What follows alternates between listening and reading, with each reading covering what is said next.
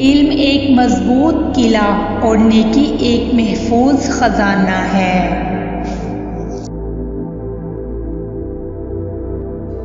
इस्तकामत में सलामती और बड़ाई में नदामत है।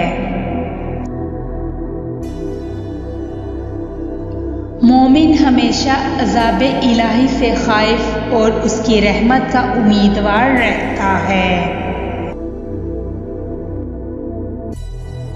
दाना वो है जो अपने आप को पहचाने।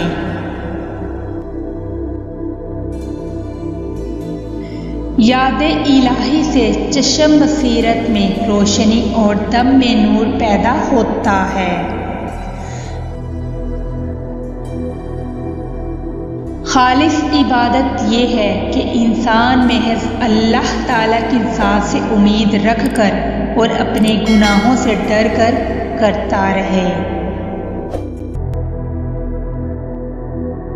वादा करो तो उसके खिलाफ ना करो और अगर गुस्सा आए तो जुबान से बेहुदा बात ना निकालो। मोमिन अपने आप को मायूब ख्याल करते हैं, लग़ज़िशों से डरते रहते हैं, आखिरत के मुश्ताक और अताअत में कोशां रहते हैं।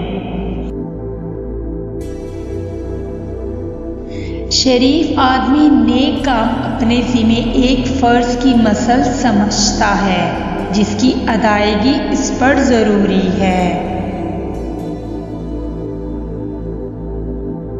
परहेज़गारी मुश्तबा चीज़ों परहेज़ करने से हासिल होती है और इंसान बेयकीनी से शक में पड़ा रहता है।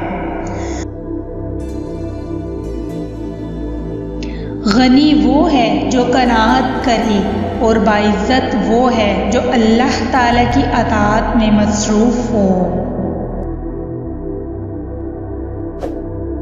सच्चे दिल से तौबा करने से गुनाह माफ़ हो जाते हैं और नेक नियति से सवाब मिलता है।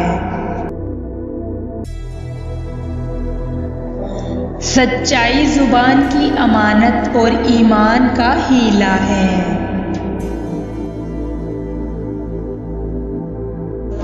दौलत से जैसे ज़ोर क़ुव्वत हासिल होता है वैसे ही ज़अफ़ भी पहुँचता है और दुनिया जैसे आती है वैसे ही चली जाती है। हीलागिरी दौलतमंदी की निशानी और इखलास अमल सआदतमंदी की अलामत है।